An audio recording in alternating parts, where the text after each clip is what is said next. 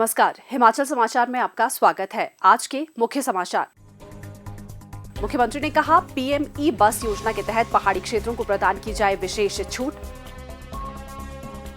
मुख्यमंत्री ने केंद्रीय आवासन एवं शहरी कार्य मंत्री से की भेंट। मुख्यमंत्री ने केंद्रीय वाणिज्य एवं उद्योग मंत्री से की भेंट। पीक सीजन के दौरान सेब आयात पर प्रतिबंध लगाने का किया आग्रह। हिमाचल प्रदेश में गद्दी समुदाय की आजीविका को बेहतर बनाने के व्यवस्था परिवर्तन विजन को सरकार ने दी नई गति। पहल परियोजना से हिमाचल प्रदेश के गद्दी समुदायों के जीवन स्तर में हो रहा बदलाव। और अब समाचार विस्तार से। मुख्यमंत्री ठाकुर सुखविंदर सिंह सुक्खू ने शुक्रवार को नई दिल्ली में केंद्रीय आवासन एवं शहरी कार्य मंत्री श्री मनोहर लाल खट्टर से शिष्टाचार भेंट की। बैठक में मुख्यमंत्री ने केंद्रीय मंत्री को अवगत करवाया कि पीएम ई बस सेवा योजना के तहत पहाड़ी राज्यों को किसी प्रकार की छूट नहीं दी गई है। उन्होंने कहा कि कठिन भौगोलिक परिस्थितियों के परिणाम स्वरूप ई बसों के संचालन में अनेक चुनौतियों का सामना करना पड़ता है।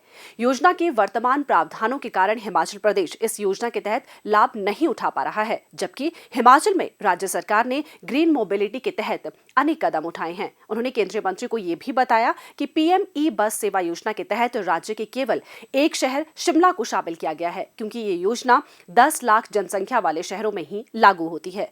उन्होंने कहा कि धर्मशाला, मंडी, सोलन, पालमपुर, हमीरपुर, ऊना और बद्दी जैसे शहरी स्थानीय निकाय तेजी से आर्थिक और मानव संसाधन विकास के केंद्र बन रहे हैं। इस बात को ध्यान में रखते हुए हिमाचल प्रदेश को योजना के लाभ लेने के लिए मौजूदा मानदंडों में ढील दी जानी चाहिए। मुख्यमंत्री ने कहा कि राज्य सरकार चरणबद्ध तरीके से डीजल बसों को इलेक्ट्रिक बसों से बदल रही है। सरकार ने 1500 डीजल बसों को चरणबद्ध तरीके से इलेक्ट्रिक बसों से बदलने का निर्णय लिया है। इस पहल के तहत राज्य सरकार अपने संसाधनों से कैपिटल एक्सपेंडिचर मॉडल की 297 इलेक्ट्रिक बसों की खरीद कर रही है। उन्होंने केंद्रीय मंत्री से हिमाचल प्रदेश में ऑपरेशनल एक्सपेंडिचर मॉडल के तहत माइलेज को कम कर 150 किलोमीटर तक सीमित करने का आग्रह किया, जो हिमाचल जैसे पहाड़ी राज्य के लिए एक व्यवहारिक लक्ष्य होगा।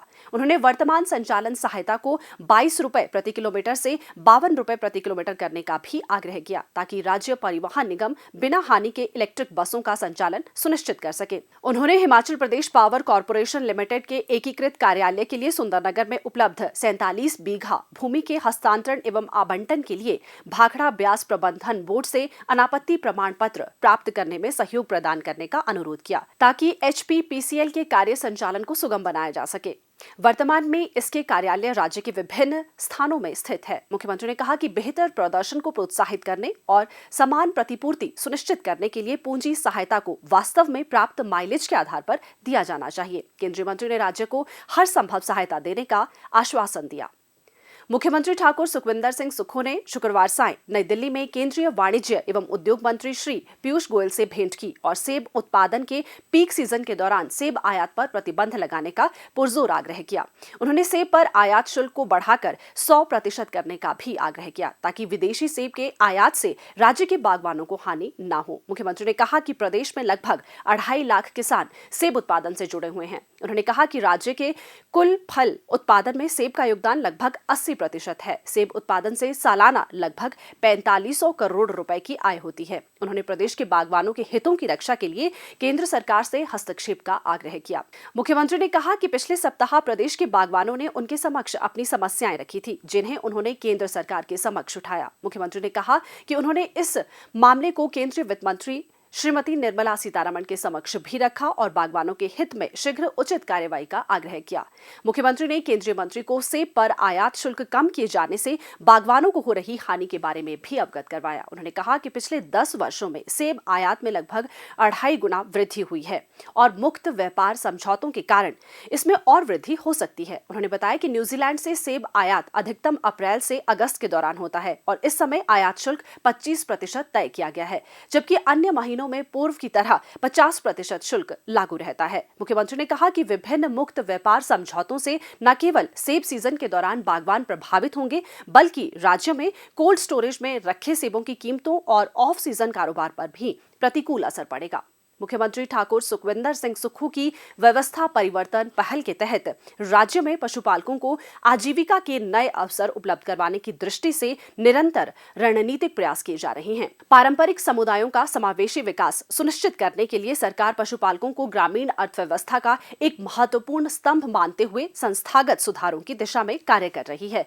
इस उद्देश्य के दृष्टिगत सरकार ने हिमालयी पारिस्थितिकी तंत्र में चरवाहों के लिए रोजगार के तहत राज्य सरकार ने सतत लघु एवं सशक्त हिमालयी घुमंतू गद्दी समुदाय के लिए एक महत्वाकांक्षी परियोजना को मंजूरी दी है। परियोजना के तहत आजीविका सुरक्षा, पारिस्थितिकी संरक्षण, पारंपरिक चरवाहा प्रथाओं का आधुनिकीकरण, स्थानीय नस्लों का संरक्षण और मजबूत बाजार संबंधों का निर्माण करके पशुपालकों के लिए स्थायी आय सुनिश्चित की जाएगी।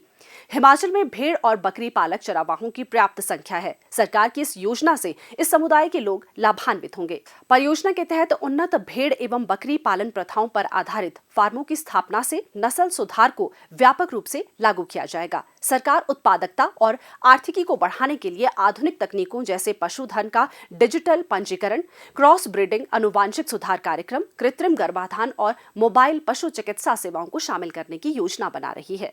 स्थानीय नस्लों जैसे गद्दी भेड़ और बकरियों, रामपुर बुशहरी भेड़ और चेगू बकरियों के संरक्षण, संवर्धन और सुदृढ़ीकरण पर विशेष ध्यान दिया जाएगा ताकि उनकी अनुवांशिक विविधता और हिमालयी पारिस्थितिकी तंत्र में उनकी प्राकृतिक अनुकूलता बनी रहे। इस क्षेत्र में बाजार की मांग को ध्यान में रखते हुए सरकार ऊन, बकरी का दूध, मक्खन और मांस जैसे पशुपालन उत्पादों के विपणन के लिए पर्याप्त बुनियादी ढांचा विकसित करेगी।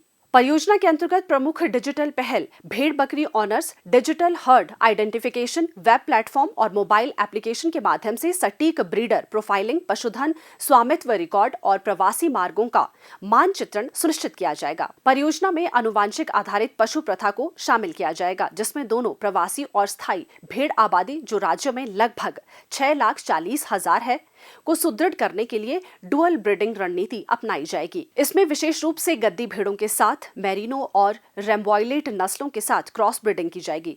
पशुपालकों के सशक्तिकरण की प्रतिबद्धता को दोहराते हुए मुख्यमंत्री ने वन विभाग को गद्दी समुदाय के पारंपरिक चरागाह अधिकारों में हस्तक्षेप न करने के निर्देश दिए हैं। उन्होंने ये भी घोषणा की कि सरकार आगामी राज्य बजट में ऊन के न्यूनतम समर्थन मूल्य में वृद्धि पर विचार कर रही है ताकि पशुपालकों को आर्थिक रूप से मजबूत बनाया जा सके। हिमाचल समाचार देखने के लिए सब्सक्राइब करें यूट्यूब चैनल हिमाचल समाचार, लाइक करें Facebook page information and public relations department Himachal Pradesh और सीएमओ हिमाचल, फॉलो करें X@DPRHP और CMO हिमाचल, फॉलो करें इंस्टाग्राम @DIPR हिमाचल और CMO हिमाचल, विजिट करें वेबसाइट www.himachalpr.gov.in। इस अंक में इतना ही। कल फिर होगी मुलाकात। दीजिए इजाजत। नमस्कार।